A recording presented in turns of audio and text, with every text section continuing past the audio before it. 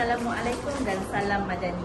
Kami dari kumpulan 9 bagi modul SCCA 1023 Teori Komunikasi akan membuat temubual bersama salah seorang pegawai kanan syarikat MyEG Sdn Bhd, iaitu Encik Muhammad Aidil bin Fishir, yang mana beliau telah berkhidmat hampir 10 tahun di organisasi ini. Okay, kita sedia maklum, MyEG adalah sebuah sektor swasta yang menyediakan perkhidmatan dan pelaksanaan projek perkhidmatan negara yang mana telah banyak membantu kerajaan dalam memudah cara urusan orang ramai, iaitu rakyat Malaysia sendiri. Okay. Kita latar belakang tentang MyEG, di mana ia telah ditubuhkan pada tahun 2000 dan mempunyai keseluruhan pekerjanya di seluruh Malaysia hampir 2,000 orang pekerja, dan di bangunan Tower Joran sendiri HQ bilangan pekerja dia hampir ke 400 ke 500 orang pekerja. Okay. Tujuan bagi kita menjalankan temubual ini pada hari ini adalah untuk menerokai isu komunikasi yang timbul semasa dan selepas berlakunya COVID-19 ini. Komunikasi adalah amat penting ketika komunikasi yang berkesan adalah penting dalam berhadapan dengan wabak ini. Kami berharap dapat mengetahui daripada kita punya ahli panel tentang cabaran yang dihadapi oleh beliau dan juga syarikat dalam berkomunikasi, dalam menyampaikan maklumat kepada antara pekerja dan antara pengurusan dalam menjalankan urusan perniagaan mereka. Okay. Sedia maklum, pandemik COVID-19 telah melanda Malaysia sejak Januari 2020, di mana dia telah peningkatan yang secara mendadak, kes yang secara mendadak ini telah meningkat secara tiba-tiba mendadak dan menyebabkan angka kematian juga turut meningkat, dan menyebabkan kerajaan telah mengambil langkah keselamatan di mana melaksanakan Perintah Kawalan Pergerakan iaitu PKP yang berkuasa 18 Mac 2020. Okay, hari ini kita akan bernemubual Encik Muhammad Aidil dalam mengupas topik komunikasi di kalangan pekerja. Assalamualaikum Encik Muhammad Aidil. Assalamualaikum. Apa khabar? Alhamdulillah. Alhamdulillah. Okey. Pertama sekali saya ingin mengucapkan terima kasihlah kepada Encik Aidil kerana sudi menjadi panel temubual bagi khusus teori komunikasi, yang mana kita akan membincangkan tentang isu komunikasi pasca wabak COVID-19. Okey, saya terus kepada soalan yang pertama lah kan. Okey. Lainnya, bagaimanakah syarikat tuan MyEG ni? Kan kita sudah maklum MyEG ni mempunyai staf yang ramai. Okey. 2,000 saya dengar, apa yang saya difahamkan hampir 2,000 untuk seluruh Malaysia, dan untuk bangunan HQ yang Cik Aidil kerja sekarang ni pun hampir mencecah 400 ke 500 pekerja. Okey. Jadi bagaimanakah syarikat tuan, syarikat ini telah menggunakan berkomunikasi dengan pekerja pada peringkat awal COVID-19 itu berlaku? Terima kasih kerana memberi peluang kepada saya lah untuk sesi interview ini. Okey, untuk komunikasi ini daripada awalnya, iaitu semua sedia maklum bila PKP diadakan, okey, semua dah perintah berkurung. Okey, so untuk pekerja MyEG, okey, yang sebelum ni kalau untuk dari segi komunikasi, okey, daripada face to face dan totally berubah 390 darjah daripada tradisional kepada digital. Okey, so daripada situ kita menggunakan teknologi digital dalam perhubungan di antara pekerja dan juga pembelian. Artinya sekarang ni okay, memang betul kita menggunakan kaedah tersebut, tetapi benda ini berlaku dengan secara mendadak, tiba-tiba, tanpa orang kata banyak syarikat yang tak bersedia pun dalam situasi kecemasan macam ni kan. Jadi kita tahu berbagai kaedah yang digunakan supaya kita tak boleh terus apa orang kata menutup perniagaan tu tanpa meneruskan apa semua kan. Jadi gaji dari segi gaji pekerja takkan kita tak perlu bayar, mereka pun perlukan keuangan untuk meneruskan hidup, kelangsungan hidup apa semua kan. Jadi bagaimanakah syarikat MyEG ni dalam mengenal pasti kaedah yang berkesan yang orang kata dalam keputusan yang sangat cepatlah untuk diambil tindakan. Okey, daripada segi tindakan tu, sebab kita sebelum ini pun MyEG is salah satu company IT. Okey, so IT. So kita memang MyEG sebelum ni memang kalau any meeting atau mesyuarat, memang kita adakan meeting melalui digital, iaitu secara maya. Contoh kita guna Zoom, kita guna Google Meet. Okay, dia langsung Webex sekali lah. Okay. Tapi itu sebelum pandemik. Kita tak 100% mengguna. Tapi bila kita dah sampai ke pandemik COVID-19, secara tak langsung kita dah juga mengaplikasikan digital. Mudah ataupun tidak itu bergantung kepada pekerja juga. Sebab bila nak dikatakan menggunakan Maya, ada certain contohlah handphone ataupun laptop yang tak boleh untuk support. So biasanya yang untuk mesyuarat ataupun online meeting biasanya adalah untuk manager ke atasan. Tapi so far untuk cabaran tu alhamdulillah, walaupun memang betul sebelum ni memang banyak majikan-majikan atau company-company lain memang ada masalah isu pasal benda tu. Tapi sebab kita daripada company IT, kita sebenarnya ditegang prosedur. Apakah tekanan atau masalah yang dihadapi oleh syarikat tuan dalam memastikan komunikasi ini berkesan? Okey, cabaran dan tekanan bila kita mengadakan mesyuarat secara maya. Okay. So first thing first iaitu attitude lah. Okay. Sebab kita sekarang ni kita meeting mesyuarat secara maya. First iaitu kita kena ada continuity lah. Sebab kita dah setkan pukul berapa meeting. Sebab kita bukan kata yang daripada tradisional. Tradisional tu kita kena set date, kita kena set meeting, set location atau sebagainya. Tapi bila kita dah mayang secara digital, sekejap saja. So itu yang pertama lah, dia boleh efektif lah. Yang kedua iaitu integriti lah. Sama ada diorang boleh untuk meluangkan masa pada waktu tersebut ataupun tidak. Ini kerana sebab bila suatu PKP semua kat rumah. Bila ada dekat rumah sekarang ni bermacam-macam alasan dan juga orang kata apa kerenang yang diorang boleh bagi. Contohlah line tak kuat ke apa, ada isu dengan laptop ke, isu dengan desktop ke. So kita kena hadapilah benda tu. Sebab kita tak kata dengan laptop saja, tapi dengan handphone sekali pun kita boleh guna. Dan sampai kadang-kadang apa dia kata handphone pun tak boleh nak. Handphone canggih kan? Canggih kita kan? So tapi itulah tu antara lah tekanan dan cabaran waktu pandemik tu. Sebenarnya semasa pandemik melanda, kerajaan telah melaksanakan perintah kawalan pergerakan atau PKP yang menyebabkan banyak syarikat melaksanakan pekerjaan secara atas talian atau bekerja dari rumah.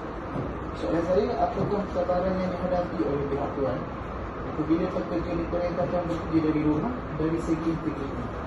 Macam tadi lah saya ada beritahu tadi yang pasal integriti tu. Sebab the most common thing yang feedback lah yang saya terima, okay, yang itu tak ada tanggungjawab untuk melaksana ataupun untuk menghadiri meeting tersebut. Itu yang paling susah, because this one is a human factor kan. So bila human factor tu kita layan ataupun kita nak mengikutinya, dia akan memerlukan orang kata apa masa lah. Cuma untuk tekanan dan cabaran tu, itulah yang paling penting sekali sebab dia orang punya karakter tu. Dari segi situ, dari segi apa, gambaran individu tu sendiri lah Betul. kerja. Okey. Tapi kadang-kadang ada macam mana, saya ada tanya macam mana cara untuk kita mengatasi kekeliruan atau ketidakpastian. Contohnya, satu, kita kena trust kat kerja kita lah benda tu. Itu semestinya lah. Kalau bagaimanakah cara untuk kita mengatasi kekeliruan atau ketidakpastian dalam menghadapi pekerjaan daripada rumah. Kita tahu dari satu, dari segi integriti kita sendiri, tapi dari satu aspek lagi tu yang risiko yang dihadapi oleh syarikat bila kata pekerjaan itu dilakukan di rumah dari segi keselamatan. Apakah tindakan atau langkah-langkah yang diambil oleh pihak syarikat lah? Okey, setuju bila kita menggunakan digital. Okey, lebih kurang macam kita takut kalau kita punya dokumen ataupun kita punya link tu di luar. Okay. So jadi sekarang ni in terms of daripada MyChip punya site, okay, kita any documentation ataupun any perbincangan ataupun any meeting, let's say kalau kita nak allocate dengan kita nak meeting dengan beberapa orang, memang kita ada sediakan link dan juga password. Hanya orang yang ada password tu sahaja yang boleh hadiri meeting tu. First. Second, untuk dokumentasi pun sama juga. Okay, kita hantar dokumen tu hanya orang yang ada password tu sahaja yang boleh buka. Okay, kita tengok sekarang ni lah. Sekarang ni kalau any bank punya segmen, kita terima email, betul? So dia tulis tu hanya yang ada password yang sekian kata nombor, nama, hanya boleh buka saja. So at least kalau kita tahu punya nama penuh ataupun 3-4 angka belakang tu, then kita saja boleh buka. Biasa daripada segi keselamatan, itu yang kami perhatikan lah. Memang itulah sebab sekarang ni macam-macam kan, kadang-kadang orang pun takut. Dan lagi-lagi bila melibatkan internet yang join wifi tu, sebenarnya roda apa semua. Ciri-ciri keselamatan, kalau dekat office mungkin kita ada security kita sendiri, company sendiri. Tapi kalau dekat luar ni macam-macam lah orang boleh cara untuk membuatkan sesuatu. Okey. Seterusnya, bila kita kata tadi yang kita bincangkan sebelumnya adalah lebih kepada komunikasi dalaman, maknanya komunikasi syarikat dengan pekerja-pekerja lah. Tapi bagaimana pula kaedah yang digunakan pakai oleh syarikat dalam komunikasi dengan pihak luar? Maknanya adakah menggunakan kaedah yang sama ataupun ada beberapa perubahan yang diambil langkah-langkah lain yang diambil?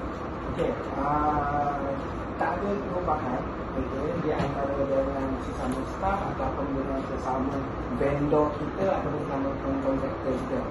Basically, whatever yang kita praktikkan pada staff kita, itu yang kita praktikkan kepada kontraktor ataupun vendor kita. Cuma ditekankan bahawa kita banyak more liaison dengan government sector. Okay, macam JPM, macam polis, macam DPJ. So, kebiasaannya hanya orang tertentu sahaja yang akan menjadi liaison. Bermaksud any dokumen yang ada daripada orang ni sahaja yang terima. So itu kita boleh katakan safety on that issue lah kiranya. Bukan hanya sesiapa yang boleh hantar, sesiapa yang boleh tengok dokumen tersebut. Hanya orang tertentu sahaja menggunakan. Sebab kita tak akan kata kita tak akan guna banyak window.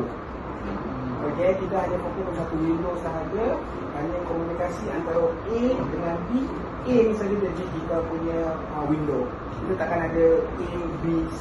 Ada orang tengah lah. Okey, seperti kita tahu Encik, wabak COVID-19 ni memberi kesan kepada individu baik yang bekerja ataupun bukan bekerja. Encik boleh kongsikan tak pengalaman Encik selepas pengalaman komunikasi Encik selepas wabak COVID-19 ni bersama Encik dan Encik dan bekerja? Okey, pengalaman tu sebab kita ni pertama kali lah kita ada pandemik sebenarnya. So jadi kalau pengalaman tu memang kiranya memang berharga lah, disebabkan oleh kita kalau kita komunikasi kita buat suatu kegiatan tu kita buat secara malam.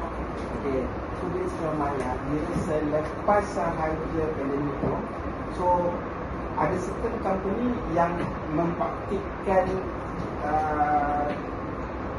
cara yang sewaktu COVID, ada company yang totally berubah sebelum COVID. Contoh dia sekarang ni iaitu ada company yang melaksanakan bagi fish untuk work from home lah, tapi bukan secara keseluruhan, hanya mungkin bergantung pada department tertentu sahaja. Okey, ada company yang melaksanakan totally 100% kerja darat, masuk office lah. Cuma bagi saya tengok kita ada pro and cons lah. Okey, daripada apa kita boleh katakan iaitu cara ni lah untuk komunikasi ni, iaitu secara digital maya. Sebab yang pertama, kalau apa yang saya tengok, untungnya lah kalau kita bermusyawarah di atas sekalian. Okay, yang pertama iaitu kita punya kos tu berkurangan lah. Sebab kalau kita kurangkan pekerja yang bekerja di office, okay, so bermaksud kita dapat mengurangkan lebih kurang electricity, utilities lah. Okay, and also apa yang saya tengok, kalau mereka bekerja dari rumah, tapi ini bukan keseluruhan lah saya tengok. Cuma saya tengok ada certain pekerja, dia punya quality tu is far more better daripada orang yang 100% bekerja di office. Itu yang apa saya tengok lah. Tapi ada pun, tapi kena ada cons juga. Okay, so yang cons sekarang ni iaitu ada yang bila kita kata ada meeting time sekian, dia tak ujung-ujung lah. Okey, lambat lah dia punya apa, tidak balas atau respon. Okey, yang paling yang saya biasalah hadapi iaitu kata apa, dia punya action dia lambat.